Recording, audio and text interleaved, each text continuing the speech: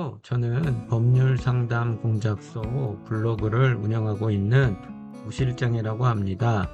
오늘은 이혼 재산 분할 방법과 적극 재산과 소극 재산에 대해서 알려드리도록 하겠습니다. 이혼 소송에서 재산 분할은 가장 복잡하고 어려운 것 중 하나입니다. 그러다 보니 이혼 소송을 잘 해보지 않는 변호사 사무실에서도 어려워하고 복잡해 하는데 일반인 분들이 이것을 접근하기에는 상당히 어려운 것이 현실입니다. 그래서 오늘은 재산 분할을 어떻게 접근해야 하고 절차 및 방법에 대해서 알려드리도록 하겠습니다. 일단 재산 분할에서 가장 중요한 것은 부부의 명의로 되어 있는 모든 재산을 찾아내는 것입니다.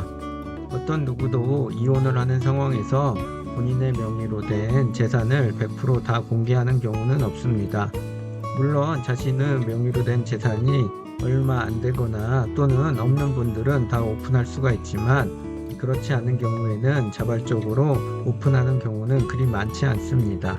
그러하기 때문에 이혼을 하기 전에 또는 이혼 소송을 한 후 그 모든 재산을 찾아내는 것이 중요합니다. 이혼 소송을 할 경우에는 법원을 통해서 배우자의 명의로 되어 있는 부동산, 예금, 적금, 주식, 보험 등에 관한 것을 조회할 수가 있습니다. 그러하기 때문에 아무리 본인이 100% 다 알고 있다 하더라도 혹시 모르기 때문에 파악을 해보는 것이 중요합니다. 여기서 또 중요한 것은 남편 또는 아내 명의로 되어 있다고 하더라도 그것이 명의자의 재산이 아닌 경우가 더 많습니다. 어떤 분들은 본인의 명의로 되어 있기 때문에 그것이 자신의 재산이라고 생각하는 분들이 있습니다. 아주 예외적으로 특유재산으로 포함되었을 때 그런 일들이 발생을 하지만 대부분의 경우는 누구 명의로 되어 있다고 하더라도 그것은 부부 공동재산이라는 말입니다. 아무리 상대방이 본인의 것이라고 주장하더라도 일단은 그 재산까지 다 포함시키는 것이 중요합니다. 그렇게 재산이 다 파악되면 적극 재산과 소극 재산을 각각 당사자별로 구분을 해야 합니다. 즉 남편의 적극 재산, 소극 재산과 아내의 적극 재산과 소극 재산을 구분해 목록을 만들어야 합니다. 여기서 말하는 적극 재산은 순 자산이고 소극 재산은 채무입니다. 남편 명의로 된 모든 재산을 종류별로 나열을 하고 금액들을 기재해야 합니다. 아파트의 경우에는 KB국민은행 부동산 시세로 하면 되고 보험의 경우에는 현재 기준 해지 환급금을 기재하면 되고 차량의 경우에는 보험사에서 해당 차량의 현재 가격을 매기는 것이 있는데 그것으로 하면 됩니다. 그런데 만일 금전으로 특정할 수 없는 재산의 경우에는 법원에 감정 신청을 해야 합니다. 그리고 채무의 경우에는 무조건 포함되지 않습니다.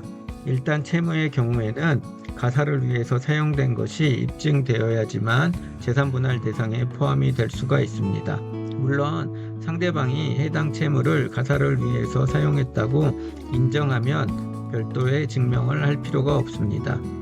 그리고 부동산 또는 전세보증금, 담보대출 또한 집을 마련하면서 발생한 것이기 때문에 개인적 사유로 대출받은 것이 아니면 이 또한 자동적으로 채무가 등재됩니다. 그와 달리 사적인 용도로 발생한 채무의 경우에는 재산분할 대상에 포함되지 않습니다. 배우자 몰래 주식 투자를 하면서 발생한 채무 또는 사치품이나 개인적 용도로 발생한 채무는 재산분할 대상에 포함이 되지 않습니다. 즉 이 말은 그런 재산들은 본인의 명의로 채무가 계속 남아 이혼 이후에 본인이 다 변제를 해야 한다는 말입니다.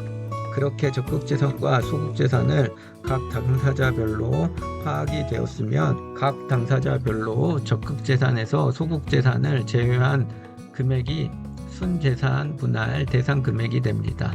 그래서 남편 명의의 순재산 플러스 아내 명의의 순재산을 합산한 금액이 재산분할 대상이 됩니다. 여기서 서로의 기여도가 얼마가 되는지에 따라서 남편과 아내가 받게 되는 재산분할 금액이 달라지게 됩니다. 예를 들어 남편 명의의 순재산이 3억이고 아내 명의의 순재산이 7억인 경우 재산분할의 기여도가 50대 50인 경우에는 남편과 아내가 받게 되는 재산분할은 5억입니다. 이런 상황에서는 아내가 좀 더 많은 재산을 가지고 있기 때문에 아내가 남편에게 2억을 지급하라는 판결이 나오게 됩니다. 종합해보면 일단 재산 분할은 양 당사자의 명의로 된 재산을 다 찾아내는 것이 중요합니다. 그래서 그 재산을 재산 분할 대상에 포함시키는 것이 중요합니다. 그러기 위해서는 일단 소송을 할 경우에는 법원에 사실조회 신청 또는 금융정보 제출 명령 등과 같은 것을 빨리 신청을 해야 한다는 점 꼭 참고하시길 바랍니다. 오늘은 재산 분할에 대한 방법에 대해서 간략하게 알려드렸습니다. 보다 자세한 것은 법률상담 공작소 블로그를 확인하시거나 또는 저에게 연락 주시면 상담을 해드리도록 하겠습니다. 오늘도 저의 영상 시청해 주셔서 고맙습니다. 감사합니다.